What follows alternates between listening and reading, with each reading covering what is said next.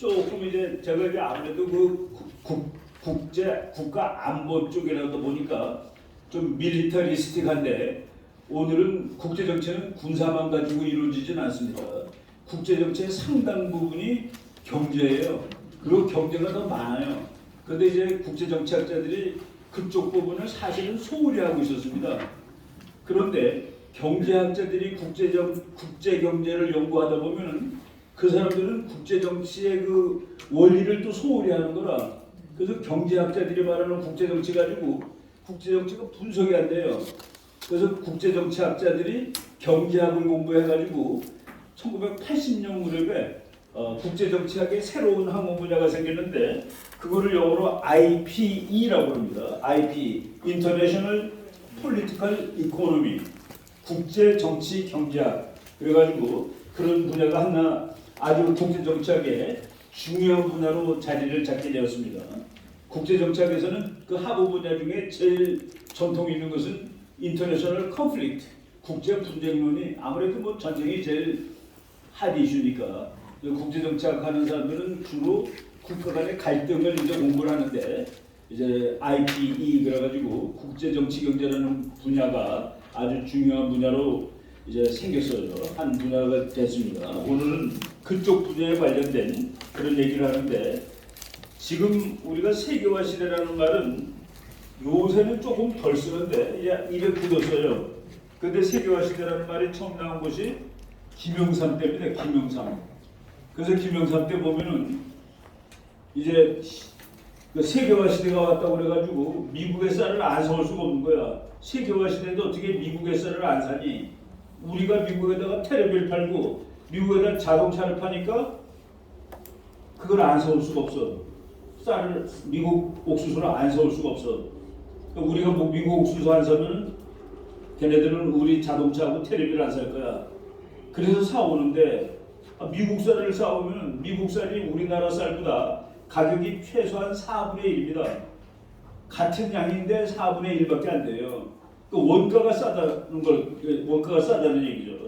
그게 들어오면 우리나라 농민들은 어떻게 됩니까? 망하는 거지.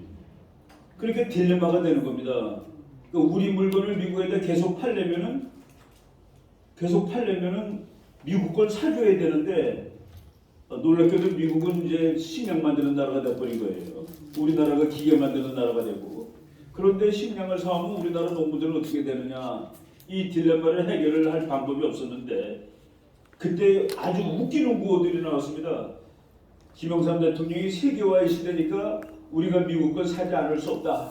대통령 후보로 나왔을 때는 미국 쌀 절대로 안 사오겠다라고 했습니다. 농민들 투표를 받아야 되니까 그래놓고 그 다음에 안 사올 수가 없다라고 해놓고 그 밑에는 무슨 구호를 다는지 아세요? 신토불이. 신토불이. 몸과 흙은 두 개가 아니다. 그러니까 한국 사람은 한국 쌀 먹으세요 그러는 소리야. 미국 쌀은 싸우지만 먹는 거는 한국 쌀을 먹으세요. 그게 그 당시에 국제 정치가 변화하는 것을 이제 반영하는 건데 그 얘기 오늘 해드리겠습니다. 그런데 그 세계화의 시대가 지금은 저물고 있다가 답이에요. 세계화의 시대는 경제적인 국경이 없어요. 우리가 물건을 사는데 우리가 예를 들어서 어디 백화점에 가서 구두를 한 끈에 샀다. 그러면은 거기에 세금이 우리는 포함되어 있습니다. 그 백화점이 내는 세금 또는 구두점에서 받는 세금이 그 가격에 포함이 되어 있어요. 근데 우리는 그걸 표시를 안 하는데 미국은 거기서 세금을 냅니다. 아예. 그러니까 예를 들어서 10만 원짜리 구두를 샀다 그러면은 텍사스 같은 데는 5% 그래갖고 10만 5천 원 이렇게 내야 돼. 그 5천 원은 세금이라는 거 우리가 알고 내는 겁니다. 그러니까 정가보다 더 내요. 그런데 이제 우리나라 우리나라 물건에 그러니까 세금을 다 내고 사는데 모든 거를. 그런데 우리나라 모든 행동을 한국 정부가 세금을 걷는데 미국에서 물건 오는 거는 세금을 못 걷어. 몰라. 무슨 소리냐면은 내가 미국에다가 매달 책을 200불어치씩 사는데 그 주고받고 하는 행동이 전부 다 거래니까 세금을 걷어야 되는데 내가 미국에서 책 사는 거는 세금을 1원도 안 냅니다. 근데 정부가 그걸 다 못 잡는 것 같아요. 국제 거래는 그러니까 국가의 파워를 넘는 거라. 그러니까 모든 데다 다 세금을 붙여야 되는데 내가 가서 라면 사 먹는 데도 세금 붙이고 내가 가서 책 사는 데도 세금 붙이고 양복 사는 데도 세금을 다 걷는데 정부가 내가 미국 책을 사는 거를 정부가 세금을 못 붙인다는 얘기입니다.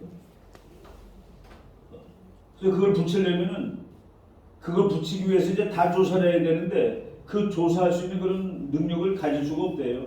내가 한번 물어봤습니다. 왜 세금을 못 붙이냐 그랬더니 그 일일이 다 할 수 없고 랜덤으로 붙인대요. 랜덤으로. 그러니까 이제 인천공항에 그냥 뭐 무지하게 쌓이잖아요. 저거 하나 딱 집어가지고 이 사람 세금 물어. 그 걸리면은 가서 세금 무는데 일단 책은 거기 세금에 해당이 안 됩니다. 예를 들어 내가 이제 장난감을 사다. 근데 장난감도 100달러 이하는 세금을 안 물어요. 내가 200달러짜리 샀더니만은 그때 세금 물라고 그래가지고 아니 내가 아직까지 세금 문 적이 없는데 왜 오늘은 세금을 내라고 그러느냐. 비 오는 날 오라고 그러고 그랬더니 200불이 200불이가 200불이다 맞아. 200불이 넘어서 세금을 받는데요. 그러면서 가르쳐줘. 100불로 나눠서 두 개를 사라고. 그러니까 그걸 한 짐으로 200불을 사면 세금을 내야 되니까 100불로 두 개씩 하면 면세가 된다고 가르쳐 주더라니까요. 오히려. 그러니까 국가의 능력 중에서 조세 능력이 무지무지하게 큰 능력인데 국제거래는 그걸 못하더라. 즉 국제경제는 국격을 넘었다. 그래서 세계화의 시대라고 그러는 겁니다. 그러니까 국가들이 경제까지 컨트롤 못해. 그래서 경제의 국경은 없어졌다. 부사적인 국경, 뭐 영토적인 국경은 남아있지만은 경제적인 국경이 없어진 시대를 세계화의 시대라고 한다. 근데 세계화의 시대는 어떻게 왔냐 그러면은 냉전이 끝나서 온 겁니다. 그거부터 이제 얘기를 할게요. 그거 하기 전에 지금 국빈 방문해서 국빈 방문. 인도 태평양 국가 정상들 첫 번째 국빈이래요. 바이든 대통령에게는. 인도 태평양 빼놓고 다 합치면 두 번째 국빈입니다. 첫 번째 국빈은 프랑스 대통령이에요. 마크롱. 근데 국빈 방문은 영어로 스테이트 비지트라고 합니다. 국가가 방문했다 해요. 그런데 국빈 방문은 보통 방문하고 뭐가 다른데 국빈 방문은 미국 대통령이 초청할 때 그걸 국빈 방문이라고 합니다. 초청장 없이 가는 거는 그냥 오피셜 비지트예요. 그러니까 뭐 오피셜 비지트 종류가 많은데 스테이트 비지트는 반드시 형식이 미국 대통령이 직접 부르는. 우리가 미국 대통령을 직접 불렀을 때 그것이 국빈 방문이 됩니다. 국빈 방문은 미니멈 2박 3일 정도는 돼요. 국빈 방문할 경우에는 국회에서 연설하는 건 뭐 국빈 방문이 아니라도 됩니다. 그래서 박근혜는 국빈 방문을 안 했는데 의회 가서 연설을 했죠.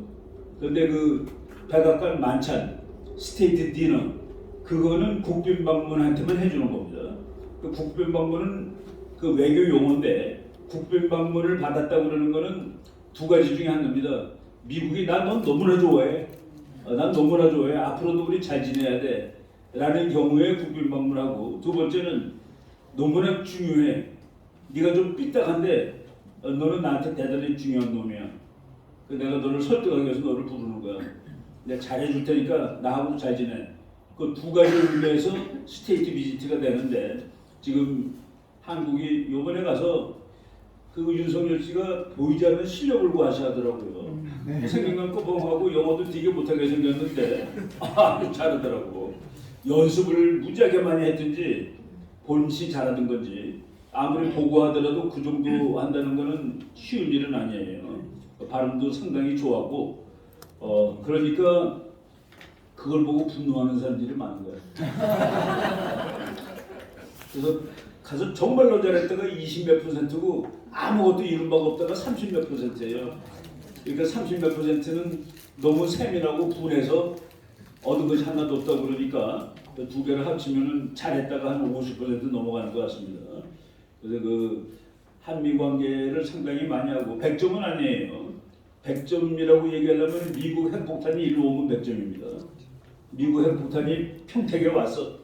근데 그거를 쓸 때 한국하고 같이 협의했었어. 그러면 그건 거의 100점이에요. 근데 그것까지는 안 하는데 그 대신에 이제 핵폭탄 치고 무지무지하게 자주 놀러 올게 미국이 수시로 올게. 여기 있는 거하고 멀리 있는 거하고 다른데 일로 자주 올게. 그리고 핵폭탄 실은 잠수함이 올게. 그게 이제 전쟁 억제의 최고가 잠수함입니다. 뭐 그걸로 하겠다고 그랬으니까 100점은 아니더라도 뭐 95점 줄 수 있을 것 같아요. 하여간 가서 또 옛날 팝송도 부르고 아메리칸 파이도 부르고 뭐 그래도 앞에 뭐 좀 하더라고. 그래갖고 그 아메리칸 파이라는 노래를 만든 작곡한 친구의 사인이 들어있는 기타도 하나 선물로 받고, 그리고 질 바이든 여사가 그 스테이트 디너, 그러니까 국빈 식사할 때 아예 그 진달래꽃 무늬가 있는 옷을 입고 오더라고요. 그건 이제 이쪽을 무지하게 고려해 주는 겁니다.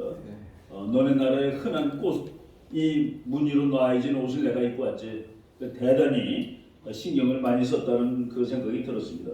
그래서 그 스테이트 비지트는 highest expression of friendly bilateral relations, 친구 그 양자 간의 그 우정을 아주 제일 높게 표현한 거가 스테이트 비지트예요. 그다음에 오피셜 비지트가 있고, 오피셜 워킹 비지트는 그 밑에, 워킹 비지트는 그거보다 더 밑에, 게스트 오브 가버먼트 비지트 이건 그거보다 더 밑에, 그리고 프라이빗 비지트 이건 대통령인데 그냥 공항에 아무도 마중 나오지 않고 그냥 혼자 놀다 오는 거, 혼밥 먹고 오는 거. 그게 이제 프라이빗 비지트도 아니게 갔는데 그렇게 뭐 대우를 못 받았죠.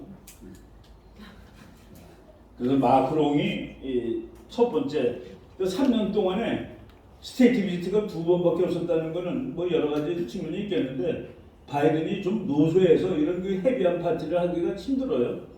이제 윤석열 대통령이 노래를 한다면 바이든이 아주 솔직하게 얘기하더라고. 내 노래 들을 생각은 말라. 나는 말도 잘 못하니까. 말도 잘 못하니까는 정말 솔직하게 얘기한 것 같아요. 이런 거 다 스테이트 비지트일 때 해주는 그런 예식입니다. 이거 뭐 기분 좋은 일이죠.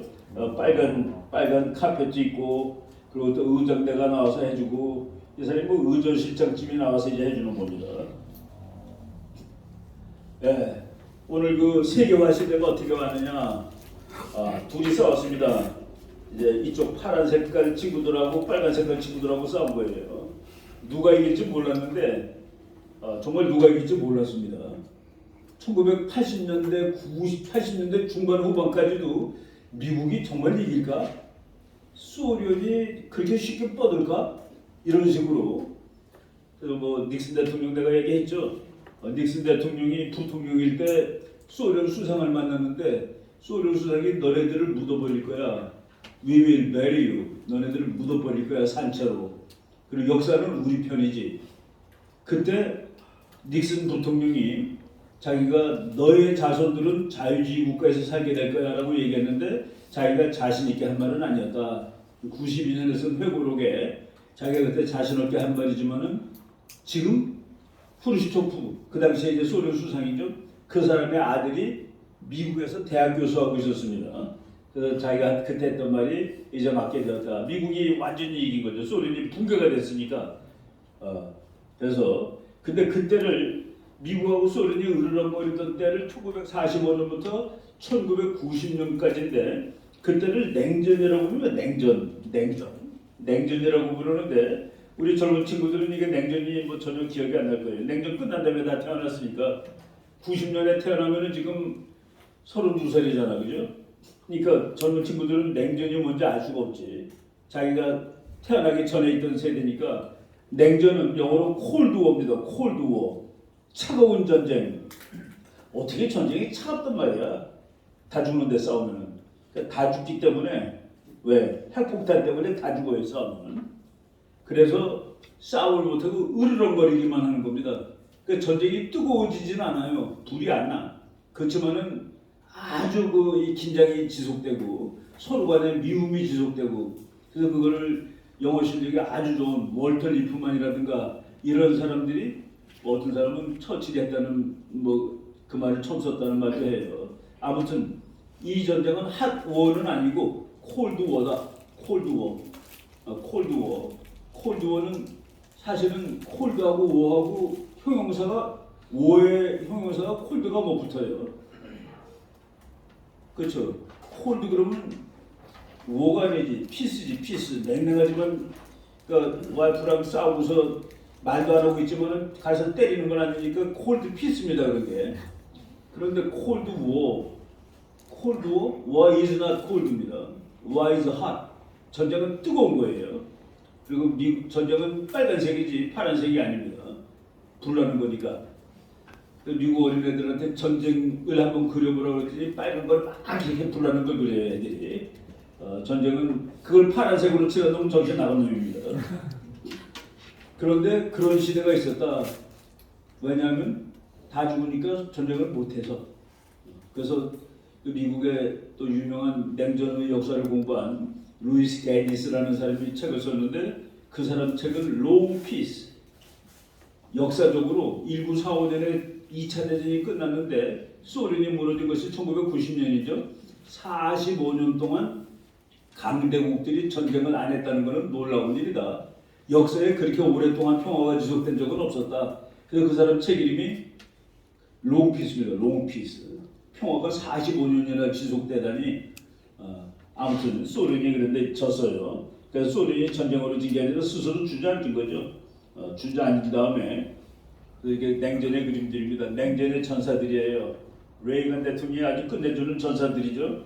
냉전 시대 때 영화 톰 크루즈가 뭐 이 비행기 타고서 이제 요번에 2판도 나왔죠. 네. 이 친구는 그래도 늦지가 않았더라고 보니까. 네. 소련군 뭐 하여간 이 냉전 시대 때 그런 문화도 있고 냉전 시대 때 컬처가 따로 있었습니다. 냉전 시대 때 미소 영국은 진짜 전쟁을 벌일 수는 없었다. 왜냐하면 다 죽으니까.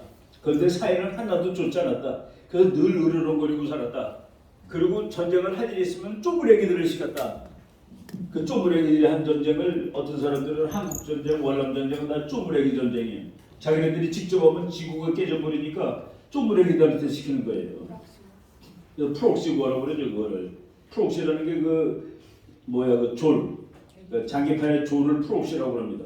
그 졸들을 시켜서 전쟁하는 그런 시대인데 그런 시대가 이제 수십 년 동안 지속이 됐죠. 근데 냉전이 끝났어요. 그 소련이 붕괴되고 공산권이 붕괴가 되고 중국은 1978년에 미리 그냥 개혁개방해가지고 공산주의 경제는 아니고 공산주의 경제 체제를 이제 자본주의로 적응하기 시작했습니다. 그래서 소련이 붕괴되니까 미국 혼자 남았습니다. 그 시대를 미국 패권 시대라고 부릅니다. 그러니까 미국이 냉전 시대 때 못하던 일을 이제 할 수 있는 거예요. 혼자 남았으니까. 혼자 챔피언이니까. 냉전 때는 소련한테 시키면 소련이 웃기지 마 그래갖고서 못했는데 이제 소련이 주저앉고 나라 이름도 러시아로 바꾸고 그러니까 미국은 웬만한 일을 가서 주먹으로 때리기 시작하는 겁니다. 그러니까 베트남보다 훨씬 센 이라크를 그대로 가서 바로 걷어차죠. 냉전이 끝났으니까 미국은 자기가 원하는 거를 주먹으로 통해서 할 수 있어. 상대방이 없으니까. 그래서 그 시대를 미국 패권 시대라고 그러죠. 비로소 미국은 자신이 원하는 세계를 만들어갈 수가 있었다. 미국 사람들이 자기네가 자신에게 장사입니다. 미국은 장사꾼의 나라예요. 딜러의 나라입니다. 딜러. 미국의 자동차 가게를 딜러라고 그러죠. 다 딜이야, 딜. 미국 사람들은 전부 딜입니다. 미국도 재밌어요. $1000짜리 상표 딱 붙어 있어 가격이. 가서 이렇게 보면은 정원이 옵니다. 이거 사라고 진짜 좋으니까 사라고. 너무 비싸서 내가 못 사겠다. 나는 사실 한 500불이면 살라고 그랬는데 그럼 이거 완전히 말이 안 되는 거죠. 1000불 붙은 걸 500불에 살라고. 그럼 한 600불이면 사요. 내가 전축을 그렇게 샀습니다. 딱 가서 이렇게 탐이 나더라고. 내가 보고 그랬더니 한 놈이 또 오더니 이건 진짜 끝내주는 전축이라고. 음악회 듣는 것을 집에서 들을 수 있다고. 근데 좋은 걸 아는 게 너무 비싸서 못 사겠다. 나는 500불쯤이면 살라고 그랬는데 그랬더니 600불에 가서 딜을 하고 왔어. 그래서 자기 딜 잘했으니까 덩어리 쳐달래. 탁탁 쳐줬습니다. 진짜 웃기는 나라예요. 그런 나라가 이제 소련이 없어지니까 내 맘대로 할 수 있어. 이 세계는 전부 민주주의 해야 돼. 옛날에 소련이 있을 때는 독재국가라도 내가 밀어줬지. 소련하고 싸우느라고 정신이 없어서. 그때는 소련한테 이겨야 되니까. 그래서 자본주의 국가에는 독재고 민주고 다 밀어줬습니다. 우리나라 좌파들이 미국이 우리나라 독재 정부를 밀어줬다. 미국이 독재 정부를 밀어줬는지 모르는데 미국이 밀어준 것은 반공 정부였습니다. 독재 정부를 밀어준 게 아니라 반공 정부를 밀어줬는데 그 반공 정부가 독재였을 수 있어요. 냉전 때 그랬다 이겁니다. 근데 냉전 끝난 다음에 니네들 전부 다 민주주의 했거든. 1990년대에 전 세계가 갑자기 민주화되는 겁니다. 왜냐하면 소련이 무너졌기 때문에 우파 독재가 설 자리가 없어. 미국이 너 우파인데 이제 독재는 그만해. 옛날에는 네가 독재하더라도 내가 밀어줬거든. 근데 이제 그만해. 그래서 1990년대에 그냥 전 세계적으로 민주화가 꼽힙니다. 물론 그때 이제 그 잘 사는 나라들도 그때 많이 생겼고, 그리고 두 번째 미국이 요구하는 거는 전부 다 자유무역해. 옛날에는 말이야 한국 너가 반칙을 썼는데 내가 너를 봐줬지. 왜냐면 너가 공산주의랑 싸우느라고 맨 앞에서 고생하니까. 근데 이제는 공산주의 무너졌으니까 이제 자유주의 원칙대로 해. 이제 국제무역은 다 원칙대로 하는 거야. 이제 반칙은 없어. 내가 냉전 때는 조그만 나라 물건들 막 사줬지. 그리고 우리 거는 사라고 강요는 안 했지. 왜? 네가 앞에서 고생하니까. 근데 이제 그런 시대는 지났어. 소련도 없고. 그러니까 한국, 너도 미국하고 자유무역해. 네가 이런 걸 봐줬지. 네가 말이야 재벌 회사가 컴퓨터 만들어 파는 거 내가 봐줬지. 대우가 컴퓨터 만들어 파는 거 봐줬어. 근데 이제는 그거 못 봐줘. 컴퓨터는 컴퓨터 회사만 만들어. 그게 IMF입니다. 그게 IMF예요. 야 한국, 우리는 컴퓨터 회사가 IBM인데 너네는 대우가 컴퓨터를 만들면 우리가 어떻게 이기니? 반칙 아니야 그거? 그래서 구조조정당한 겁니다. 한국이. IMF 때 우리가 구조조정당하죠. 그게 냉전이 끝난 다음에, 냉전 끝나고 7년째 되는 해에 미국이 이 세상 모든 나라는 이제 페어하게 게임을 해. 우리나라가 말이죠. 미국에서 그 컴퓨터 팔면서 뭐라고 하는지 아세요? 대우가 컴퓨터를 만들어 파는데 자동차 회사가, 재벌 회사가 뒷받쳐주는 컴퓨터입니다라고 선전했는데 그건 미국적인 거 아니에요. 컴퓨터는 컴퓨터 회사가 컴퓨터를 만들고 자동차 회사는 자동차 만들어야 되는데 이게 자동차 회사가 컴퓨터까지 만드니 손해보면 그 자동차 회사가 번 돈으로 다 해주니까 반칙 아니에요. 미국 컴퓨터 회사는 무너지고 그거를 전부 다 이제 페어하게 하자. 자유무역을 페어하게, 공정하게 하자. 그게 이제 우리나라가 냉전 시대 때는 미국한테 팔고 미국 거 안 샀습니다. 우리 거 다 갖다 팔아먹고 미국 거 안 샀어요. 그래도 미국이 봐줬습니다. 냉전하느라고.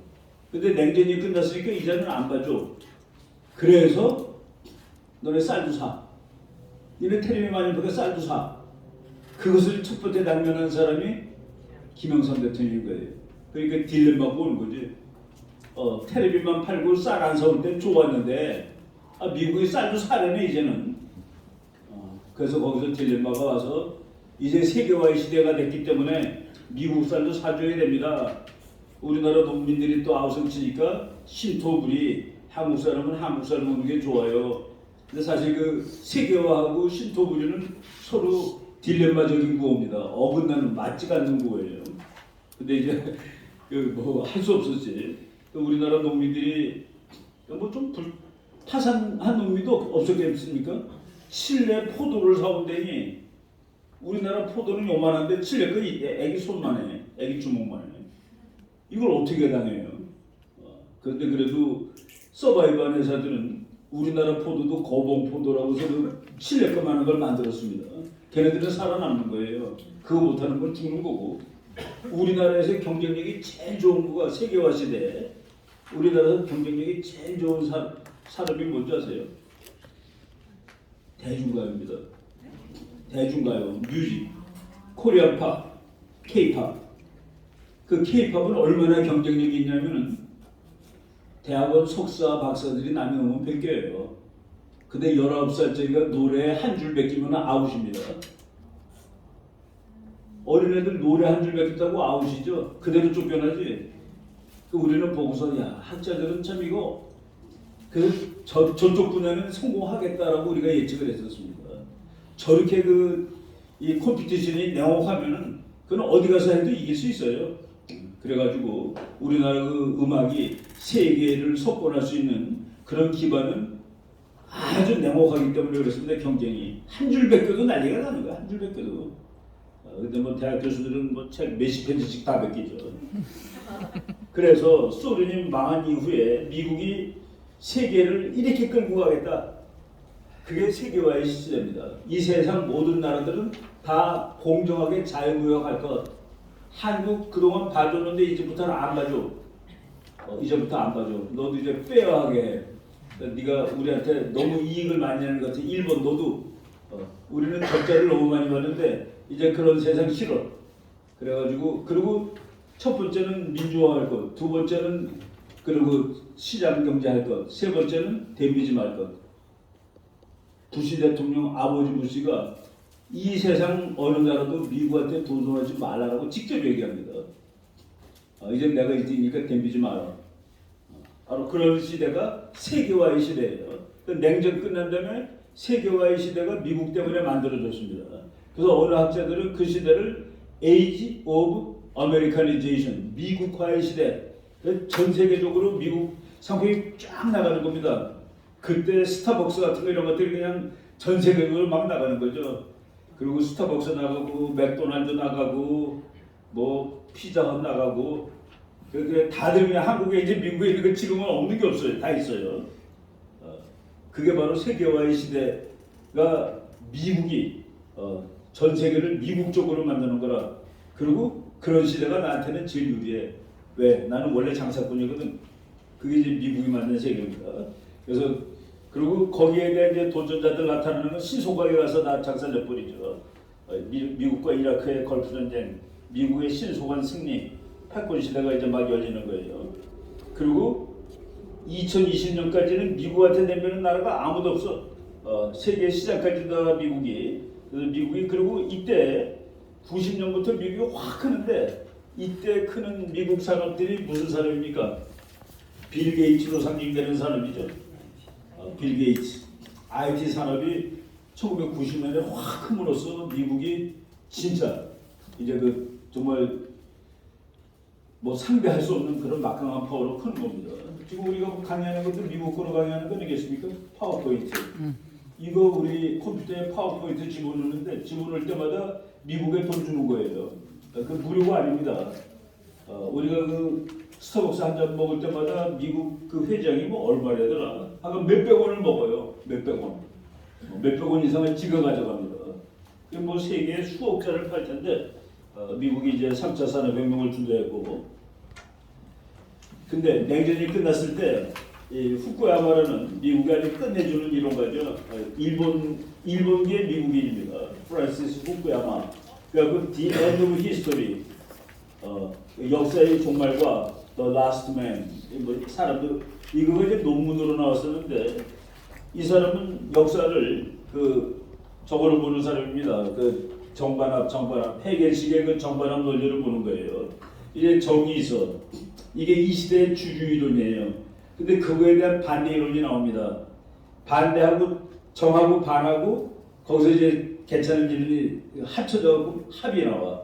이 합이 정이 됩니다. 그 다음에 거기에 대한 반, 그래서 또 합 나오고, 그래서 이렇게 정반합으로 가는데, 근데 이 사람이 그것이 역사인데 이제 역사가 끝났대요. 지금의 합이 뭐냐? 그게 세계화, 자유주의, 자본주의. 여기에 대한 도전, 여기에 대해서 대표들 이데올로기는 앞으로 안 나올 것 같아. 그래서 세계의 역사가 끝났어. 그래서 엔드 오브 히스토리라는, 그래서 이제 자유주의에 대한 더 이상의 저항은 없다라고 아주 참 결정론적으로 이거 아주, 그래서 이 사람이 대히트를 친 겁니다. 그 논문 때문에. 이제 역사는 끝났다. 이 세상에 민주주의 싫어하는 나라가 어딨니? 그리고 이 세상에 자유주의, 이거를 대체할 수 있는 더 좋은 반이 없어. 반. 합도 안 나오고 그러니까. 그래서 지금이 끝이야. 그 역사가 끝났다라는 이런 아주 낙관적인 그런 이론을 전개를 했습니다.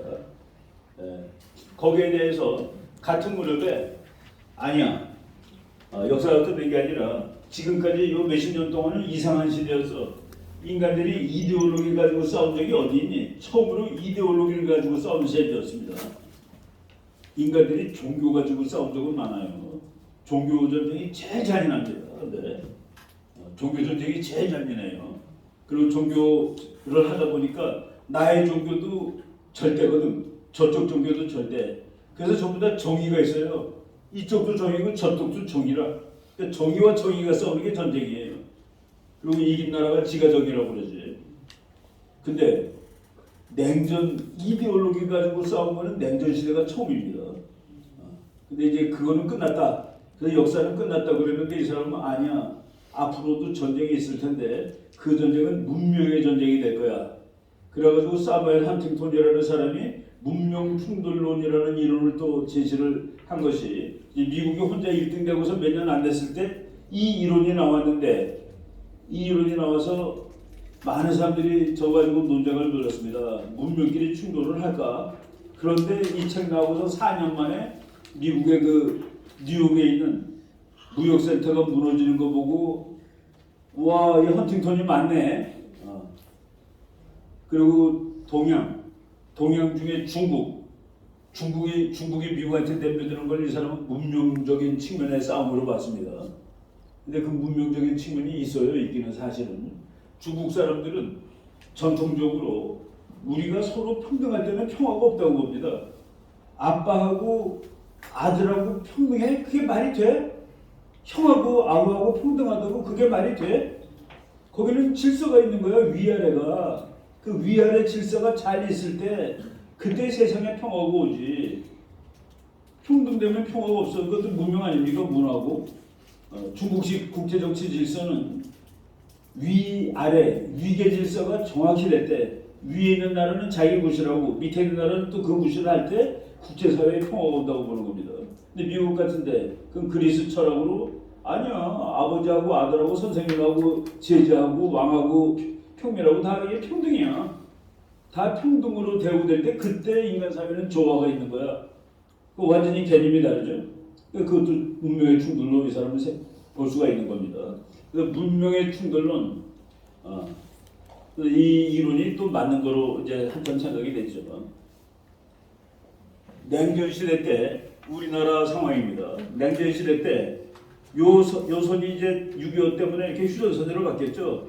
요 휴전선이 이거는 철벽선입니다. 철벽선. 무슨 얘기냐면은 냉전 시대 때는 미국하고 소련이 하도 타이트하게 싸우기 때문에 이 지구 전체 어느 한 선이라도 무너지면 안 돼요. 그게 무너지면 다 무너지는 거라. 그래서 유럽의 그 베를린을 지나는 선, 그 선이 쭉 와서 여기도 지나가는데 이거는 그냥 영어로 Line of the Global Strategic Balance, 전 지구적 전략 균형선. 그러니까 이 선은 미국과 소련이 무너지는 것을 도무지 허락할 수 없는 선입니다. 냉전 시대 때. 그렇기 때문에 북한이 전쟁을 해? 안 돼요. 여기서 밀고 올라가 그것도 안 되는 겁니다. 이 선은 완전히 철벽이라 철벽. 냉전 시대 때. 왜? 미국과 소련이 이 선을 무너뜨리지 말자. 이 선 무너뜨리면 우리 다 죽으니까 핵전쟁 나면은. 그 냉전 시대 때는 이 선이 이거 말로는 뭐 통일이 소원이지만 통일이 될 가능성이 아예 없던 시대입니다.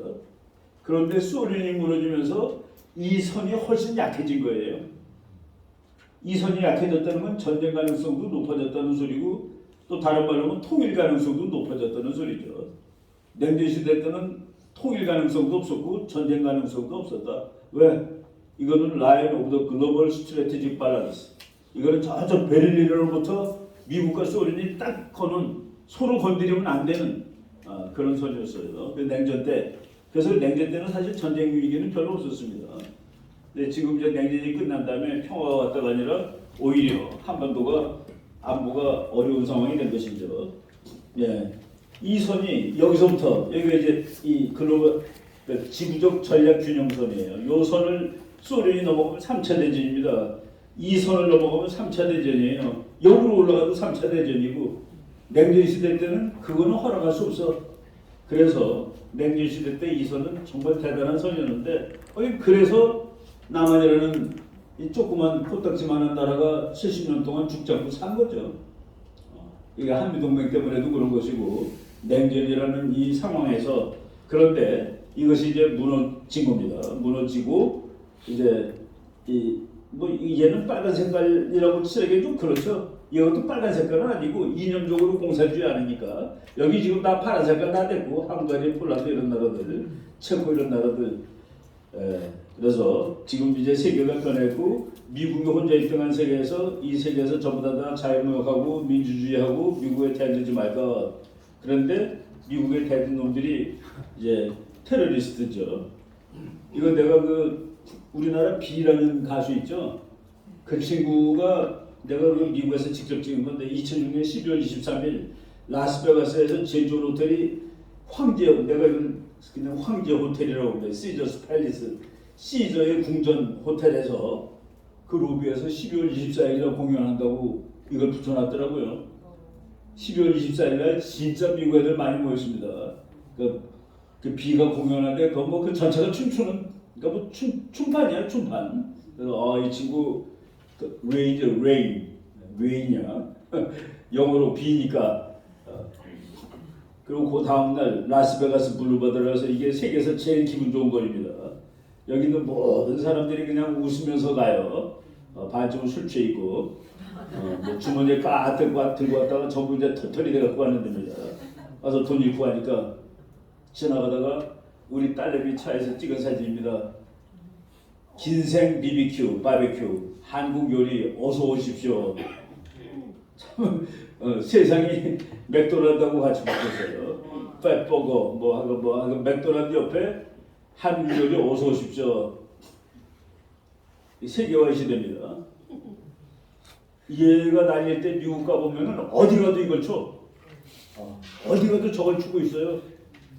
그래서 또 알아. 너네들 한국에서 왔니 그래. 애들이 한국에서 왔니 그래서 한국에서 왔다 그러면 이흉내를 냅니다. 앞에서 미국 해군사관학교 생도 전체가 이 춤을 단체로 췄다는 거 아니에요. 뭐 진짜 어마어마했죠. 이놈이 원래 반민주주의자다가 미국 때문에 돈을 엄청 번 다음에 친민주의자로 바뀌었어요. 말춤, 강남 스타일 해가지고. 그런데 이게 한류예요? 내가 이화여대 학생들한테 좀 어떤 겁니다. 저게 우리의 음악이, 우리의 특수성이 세계를 지배한 거야? 우리가 세계화에 올라탄 겁니다. 이거는 결코 한국춤이 아니에요. 한국 사람은 이런 춤 안 춰. 한국 사람은 이런 목적 없어. 물론 뭐 쿵딱쿵딱 했으니까 그게 옛날 장고 소리라고 우기는 사람도 있는데, 아유 저게 장고 소리기보다는 국제적인 소리죠. 그러니까 세계화에 우리가 딱 올라선 겁니다. 세계 사람이 다 좋아하는 걸 우리가 만든 거예요. 그게 한국적인 것을 세계 사람이 좋아하는 게 아니라 뭐 반대로 해석할 수도 있겠는데 나는 그렇게 해석을 했습니다. 싸이가 한국 사람뿐만 아니라 지구 전체가 좋아하는 것을 만들었다. 저게 너무 한국적인 것이어서 그래서 한류다라고 자랑하는 사람이 있어. 국뽕들. 그냥 나는 저게 한류가 아니라 김연자가 세상을 지배했다 그러면 그건 한류예요. 아무리 봐도 그 이미자가 세계를 지배했다. 그건 한류라고 봐야 되겠지. 근데 뭐 이미자 가지고는 세계를 지배할 것 같진 않아요. 연예인이다. 이거 내가 왜 찍었냐면 어디서 찍은 사진 같아요.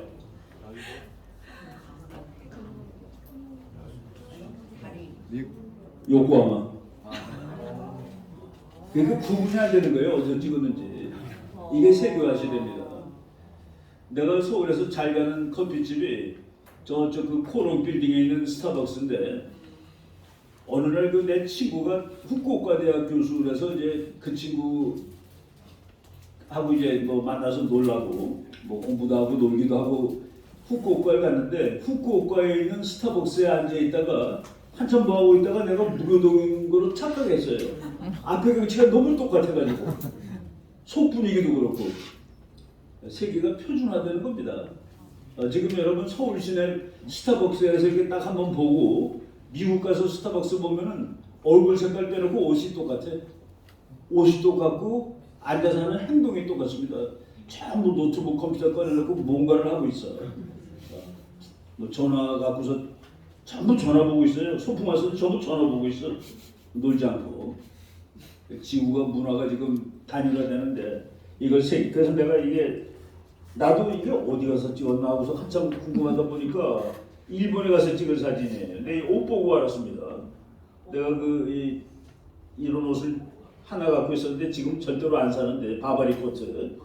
아 이거 내 일본 갔을 때 입은 옷이구나 하고서. 그리고 이 수입 상품들이 뭐 외국 그거 하도 많이 오니까 바나나가 요새는 거의 제일 후진 음식이죠. 옛날에는 바나나가 얼마나 부잣집 음식이었는데 귤? 아이고 그걸 어떻게 먹어요? 근데 지금은 뭐 바나나고 뭐 이게 전부 다 완전히 사과가 더 올라가서 옛날에는 사과 안 먹고 나 바나나 그러면은 꿈의 과일이었는데 지금 뭐 이렇게 이게 그러니까 세계가 통합이 되는 겁니다. 시장이 얘네들이 세계가 없으면 이게 되겠어요? 우리나라에서 아무리 팔아도 이렇게 날리겠어요? 세계. 그래서 세계화의 시대다라고 얘기하는 거죠.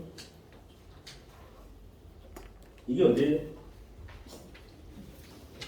라스베가스 외곽에 있는 맥도날드입니다. 저희가 살게 있으면 어떨 땐 서울에 있는 거로 착하게. 우리 딸내미가 라스베가스에 있어가지고 가서 이제 아침을 먹으러 갔는데 요새 이제 우리나라도 앞으로 그렇게 될 가능성이 있어요. 아침에 갔더니 영감하고 노친네만 잔뜩 있더라고. 전부 다 신문 읽으면서 시니어들이 전부 다 와요. 우리나라 LA에 사는 한국 사람들은 저기를 뭐라고 그러는지 줄 아세요? 산다방이라고 그러는데 산. M자가 이렇게 산 두 개죠, 이렇게 M자. 우리 산다방에서 못 가 그러면 맥도날드 가는 거야. 저기는 노인들한테는 커피가 무조건 1달러입니다. 큰 거 있다만 거 그냥 다 1달러야. 그래서 가서 그냥 시킬 때 원 커피 시니어 그러면은 1달러입니다. 시니어. 이거 물어보지도 않아요. 이게 주민증도 안 봐. 시니어 그러면은 그냥 알았다고 그러고 1달러의 커피를 줘요. 한국 사람들 저기서 전부 커피 먹는 거야. 그리고 한 번은 무조건 리필을 해주는데 한국 사람들이 아침 와가지고 점심 때까지 안 가니까 리필은 한 번만 해준다는 말이었어요.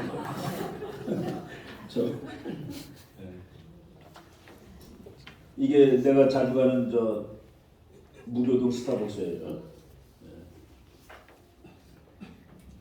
내가 중국 가서 북경에서 찍은 겁니다. 북경에서 찍은 사진인데 자문 식당이야. 자문이 어딥니까? 청와대 옛날 청와대 넘어가서 상명대학 가는 그 동네가 자문입니다. 거기서 장사하는 분이래요. 중국 와서 아주 지금은 아주 거의 다 10년 된 사진이니까 자문 식당 옆에 금도끼가 있어. 켄터키가 있어. 켄터키하고 한국 음식하고 같이 가서 중국 북경의 한복판에 이게 세계화 시대를 상징하는 겁니다. 북경이 경제에 관해서는 북경이 없어진 시대예요. 아마존.com 이거 말이죠. 내가 이제 이화여대 학생들한테 가르쳤던 줄 아는데 얘네들 진짜 그 잘 만들어요. 아마존 A부터 Z까지 없는 것이 없다는 뜻입니다. AZ from A to Z 그러면 다 있다는 뜻이죠. 아마존이 이렇게 된 거야. 그 피더럴 익스프레스 이건 뭐 하는 회사예요? 집 나르는 회사죠. 우리는 활처럼 빨리 나른다는 소리입니다. 활이 들어가 있죠, 활. 피더럴 익스프레스 활이 들어가 있는 겁니다. 그리고 바스킨라빈스라는 그 아이스크림 집이 있는데 미국 사람들이 아이스크림을 무지하게 좋아하죠. 아이스크림이 31가지나 되는 바스킨라빈스 31가지라서 31이라고 써있죠. 31. 바스킨라빈스라는 건데 이게 말이죠. 정말 좋은 회사들은 여기 아무것도 없죠. 여기 뭐라고 써있지 않죠. 이게 최고의 회사입니다. 그냥 알파벳이 없는데 그게 뭐하는 회사인지 아는 거. 그렇게 된 회사들이 성공한 회사들입니다. 나이키라는 회사가 딱 이렇게 돼 있었죠. 이렇게 돼 있는 나이키 회사가 그 밑에 NIKE라고 써 있었습니다. 어느 날 나이키를 띄어 근데도 다 알아. 성공되는 거죠. 아직 우리나라 현대 아직 성공 못했어요. H를 쓰잖아. 기아는 다 쓰잖아. KIA. 근데 지금 스펠링이 조금 애매모호하게 바뀌었죠. 그게 이제 어느 날 스펠링이 아닌데 이거 한국차라고 아는 날 기아는 이제 대성공한 상표가 되는 겁니다. 그래서 애플 같은 거는 뭐라고 안 써도 다 알죠. 세계적인 전자회사, 뭐 전화회사 이런 거를. 이거 사진 한번 더 나왔네요. 세계화가 된 것은 속도가 빨라졌습니다. 속도. 세계화를 첫 번째 기원을 콜럼버스 때로 쳐요.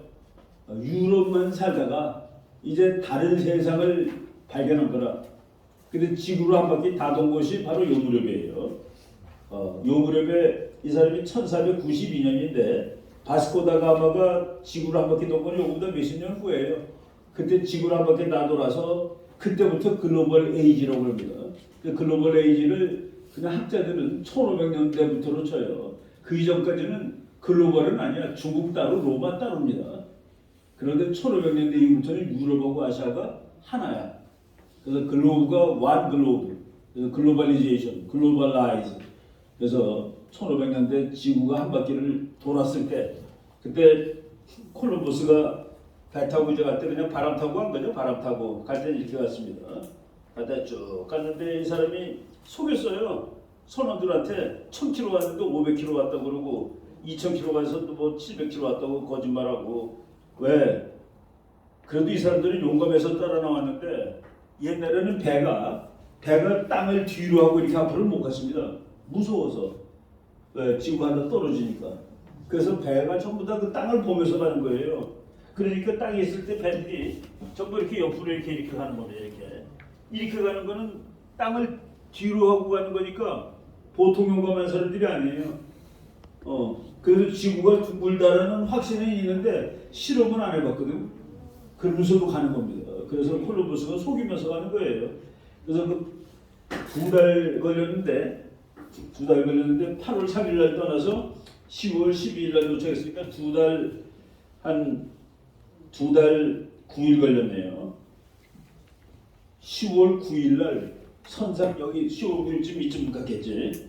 이쯤 갔는데 땅이 안 나오니까 이 폭동을 일으키려고 콜럼버스 저거 죽이고 돌아가자. 콜럼버스의 그 친한 부하가 가르쳐줬습니다.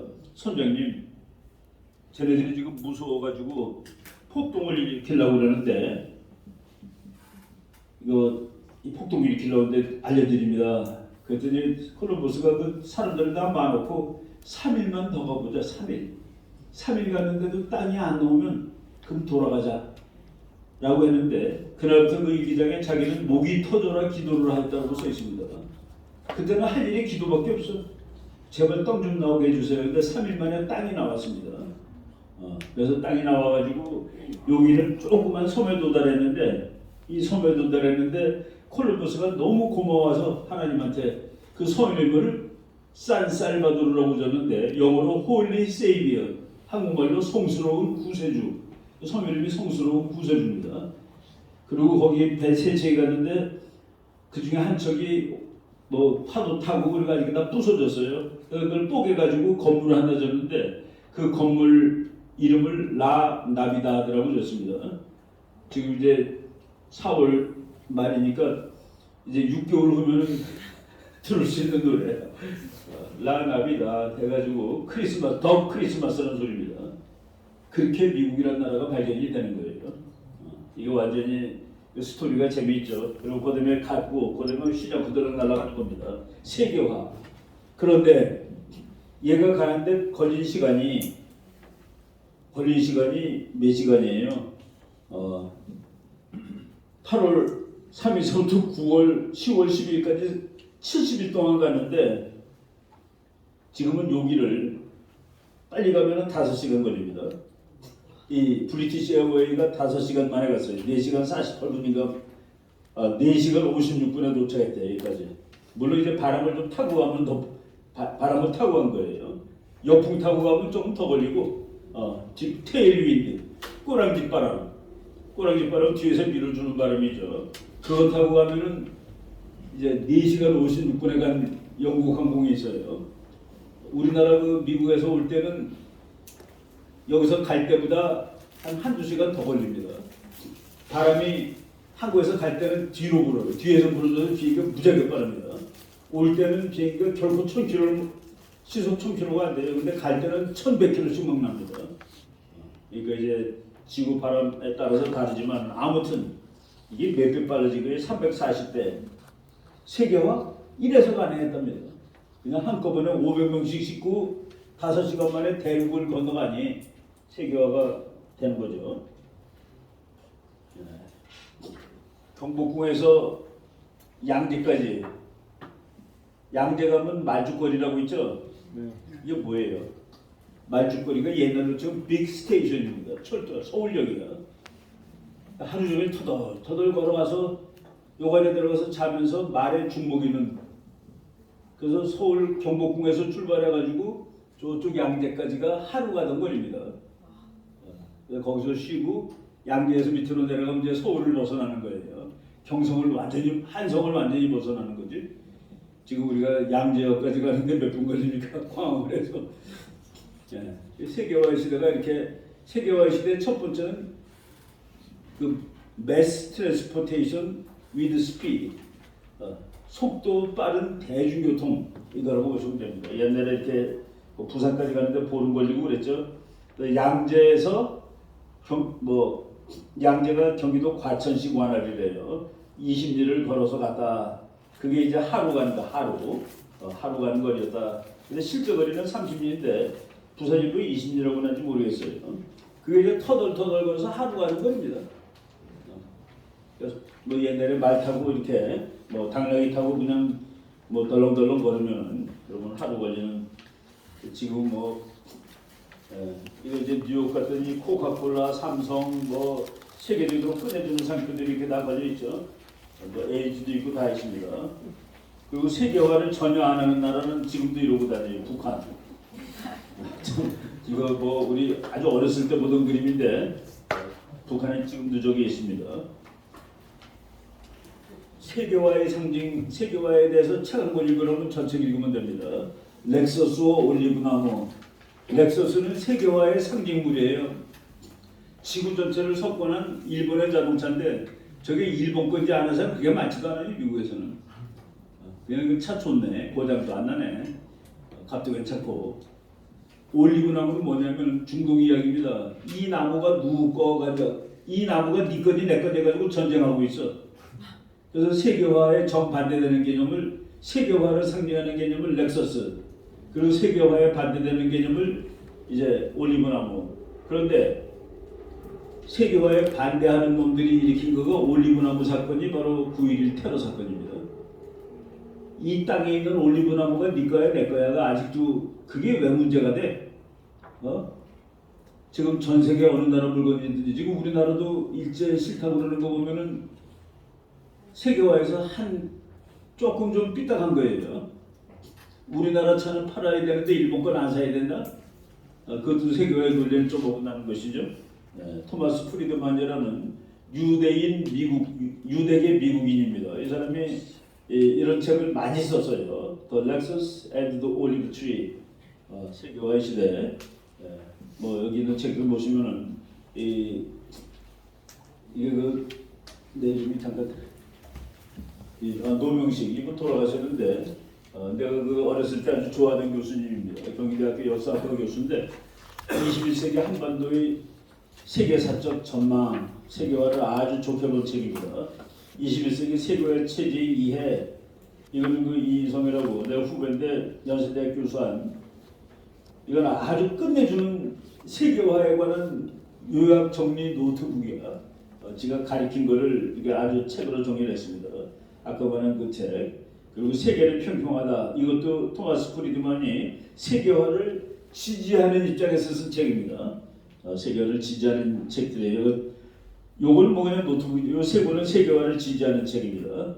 그리고 요거는 서울대학교 양동희 교수가, 이 사람은 미국 경제사 공부한 사람인데, 그냥 세계화에 관한 이거는 그냥 그 객관적인 역사야. 세계화가 어떻게 시작되고 세계화가 아주 끝까지 올라가면 이 책 말고 다른 책에서는 아프리카에서던 인간이 아프리카대로 바깥으로 나온 것이 세계화의 오리진이야.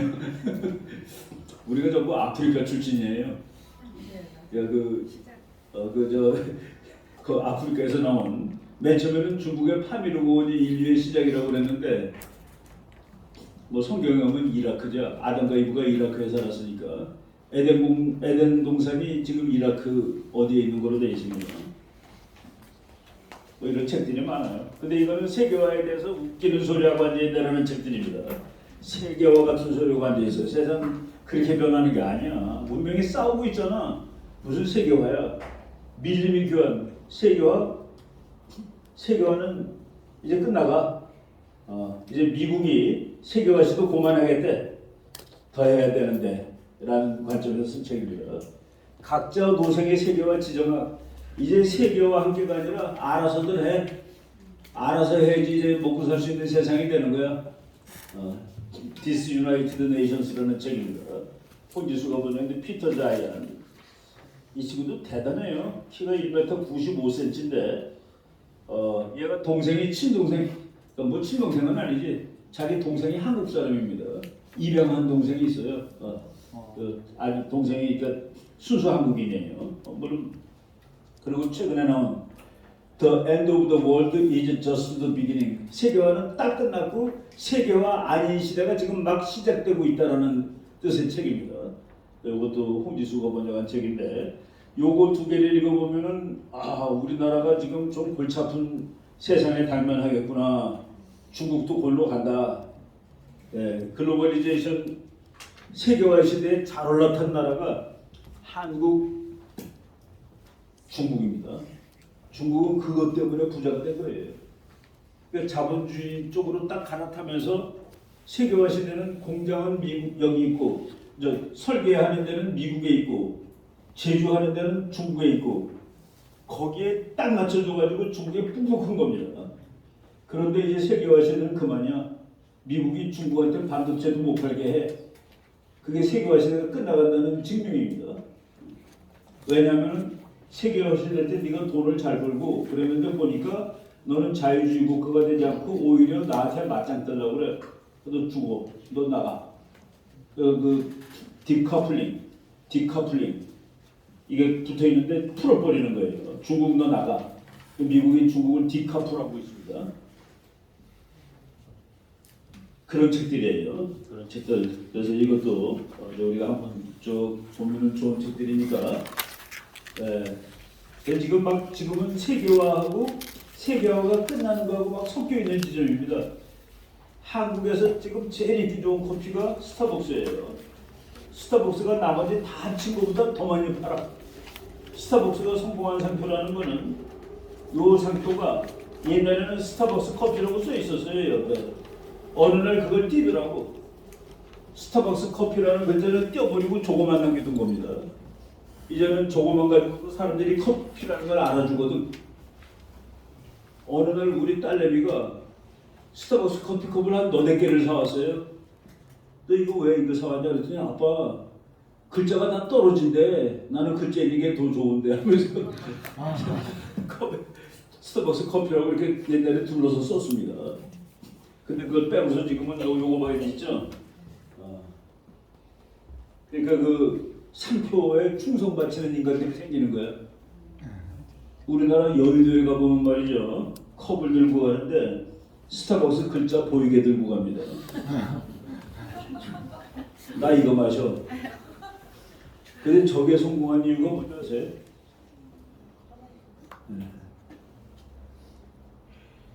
저거는 명품이 아닙니다. 일반 사람들이 먹는 거를 명품화 시킨 거예요. 그러니까 미국이 거기에 능합니다. 맥도날드가 싸구려 음식이에요. 여기서 싸구려 음식이죠. 근데 맥도날드는 갑부들도 와서 먹어도 아무렇지 않아. 그리고 가난한 사람이 먹어도 아무렇지 않고, 갑부와 가난한 사람이 동시에 가서 먹는데 돈 많은 사람도 이게 내가 쪽팔린다고 안 느끼고, 가난한 사람은 내가 힘들다고 안 느끼는 거예요. 그래서 그 대중 상품을 명품화시키는 그 나라가 세계를 석권합니다. 코카콜라. 명품인데 무지하게 대중적이죠. 그리고 뭐 스타벅스도 저거 명품의 대부분이지 지금. 저게 무슨 명품이에요? 그죠? 아무나 다 가는 집이지. 부자도 갈 수 있고 부자 아닌 사람도 갈 수 있고 바로. 그래서 우리가 사업을 할 때도 그런 아이템을 만들어야 됩니다. 명품인데 싸. 대중적인데 그게 명품 대우를 받는 거. 그게 이제 뭐 천재들이 만드는 거예요. 저 마이크로소프트 만드는 그놈이 우리가 얼마나 좋겠습니까? 이거 마이클 하워드라는 놈은 약간 좀 좌파 놈인데 스타벅스. 저놈이 어느 날 미국 스타벅스를 몽땅 문을 닫았습니다. 이제 스타벅스가 커피를 잘 파니까 맥도날드가 커피를 팔기 시작한 거라. 그 맥도날드가 커피를 파니까 저쪽 회장이 야 인마 너네들은 빵집인데 왜 커피를 팔아? 그 자기네들도 빵을 만들어 팔기 시작한 겁니다. 근데 어느 날 보니까 빵 냄새가 커피 냄새보다 더 나. 그 회장이 와서 보니까. 그래서 그날로 다 문을 닫으라고 그러고 커피 냄새가 빵을 팔더라도 커피 냄새가 더 나게 매장 구조를 바꾸고 그 스타일을 바꾸는 겁니다. 우리는 커피집이야. 커피집에서 빵을 파는 거야. 근데 빵 냄새가 커피 냄새보다 더 나면 되겠어? 그거가 웃기는 것 같은데 그날 문을 닫았다고 그 이유로. 그러니까 미국 사람이 열광하는 거예요. 와, 저놈들은 소비자를 그렇게 케어하는구나. 가서 또 마셔줘야지. 한국에서도 저게 그 장사를 아주 기가 막히게. 아니 남이 건물에 들어가 있는 놈이 갑질하는 분 봤어요. 건물주가 갑질을 해야 되는데 얘네들은 지가 갑질합니다. 어떻게 갑질하는 줄 아세요? 예를 들어서 이 건물에 1층에 스타벅스가 들어온다. 그럼 이 집주인은 스타벅스 들어왔으니까 한 달에 500만 원씩 내. 그러고 싶은데 스타벅스는 우리가 파는 만큼 파는 양의 몇 퍼센트를 낼게라고 합니다. 파는 양의 몇 퍼센트를 낼게. 그런데 건물주들이 그걸 받아주는 이유가 지금은 스타벅스가 들어간 건물은 좋은 건물이라고 친대요. 인식이. 상권 뭐 그래가지고 그러니까 이분들이 완전히 부동산에까지 손을 댄 거나 마찬가지가 된 거예요. 그리고 커피 가게가 난 들어가서 새 들어 사는 놈이 갑질하고 새 들어 사는 놈이 갑질하는 거는 꿈의 거래지. 학자가 출판사하고 할 때 갑질하는 게 학자의 꿈입니다. 보통 출판사한테 쩔쩔매요. 나는 출판사에 갑질해. 근데 갑질합니다.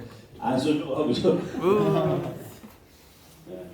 스타벅스 이렇게 잘 팔린다는 세계화의 시대 때 미국 가보니까 독도를 선전하는 간판이 있어요. 이거는 배드입니다. 배드. 좋은 의도가 항상 좋은 효과를 내는 것은 아니다. 독도 아일랜드 belongs to Korea. 독도는 한국 것입니다. 사람들이 지나가면서 다 봐요. 미국 사람이 묻습니다. 한국 사람한테 야 너네 일본하고 아직도 손 갖고 싸우고 있는 줄 몰랐어. 너네 싸우고 있구나. 그거 우리 거야. 미국 사람 어떻게 생각하니? 우리는 관계 아니고 우리는 몰라. 관심 없어. 그런데 얘네 둘이 싸우는 거 우리 정말 몰라. 그거는 우리는 간섭하기 싫어. 전 세계에 일본과 한국이 섬 같지 않는 섬 가지고서 싸우고 있다는 것을 다 알린 사건입니다. 이런 것 때문에 특히 이제 김영삼 대통령이 일본 놈들 본때를 보여주라고 그때 그 얘기 나오고서 얼마 안 됐을 때 아시아에 있는 CEO들 동남아시아 CEO 몇백 명한테 한국과 일본 사이에 영토 분쟁이 있는 것을 아십니까? 했더니 100%가 다 안 돼. 그 다음 질문이 누구 거라고 생각하십니까? 한 거의 65, 70%가 일본 거라고 생각한다고 대답을 했어요. 왜 그렇게 생각하십니까? 못되게 구는 것이 한국 같아 보여서. 망한 겁니다. 외교적으로. 그걸 가지고서 그러면 또 우리 국민들이 좋아해가지고 야 김영삼 잘한다 그러는 거예요. 이제 정치가들이 퀄리티를 확 올려야 됩니다.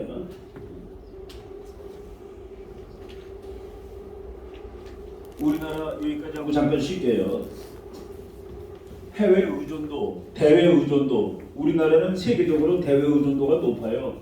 대외 의존도는 어떻게 계산하냐면은 이제 우리나라 GDP, 뭐 작년에 우리나라 GDP가 1조 6,300억 달러입니다. 근데 우리나라 수출액 더하기 우리나라 수입액, 수출 수입을 합쳐갖고 GDP 보니까 곱하기 100 하면 퍼센트 뭐 95 이렇게 나오겠죠. 100도 나오고 100이 나온다는 거는 우리나라 GDP하고 수출액 수입액이 같다는 소리예요. 그런데 싱가포르 같은 경우에는 300이 나와. 그러니까 GDP보다 수출 수입이 왜? 중개하기니까 왔다가 어느 다 수입이죠. 그냥 그대로 또 다 나가. 다 수출이죠. 근데 걔네들이 버는 거는 그 두 개 다 합친 거가 아닙니다. 그런데 수출액 수입액이 우리나라는 지금 한 0. GDP의 70% 정도 돼요. 그러니까 우리나라는 해외 의존도가 아주 높은 나라입니다. 뭐 네덜란드 같은 나라는 100이 넘는데 그 나라는 중개무역하기니까 우리는 뭐 그렇지 않은 것 치고서는 아주 높아요. 중국이 한때 거의 7, 80 가다가 지금 많이 내려갔습니다.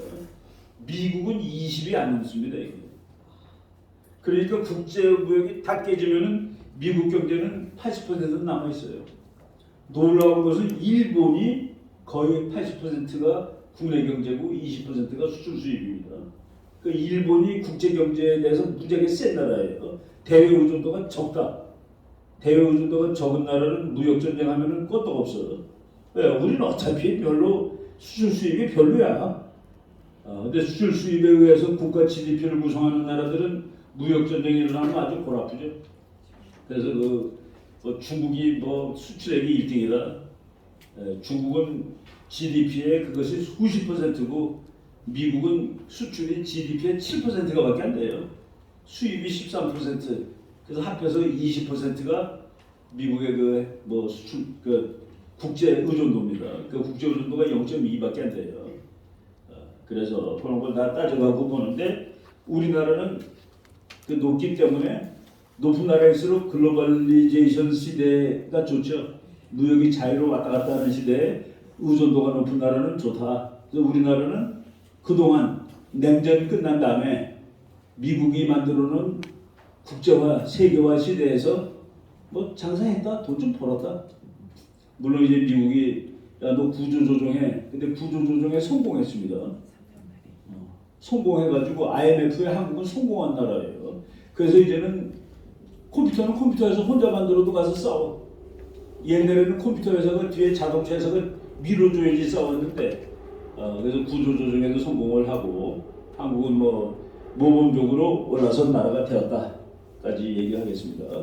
뭐 이런 것들 이제 쭉 보니까 자료 보고서 요 지난번에 한번 보여준 데니까죠.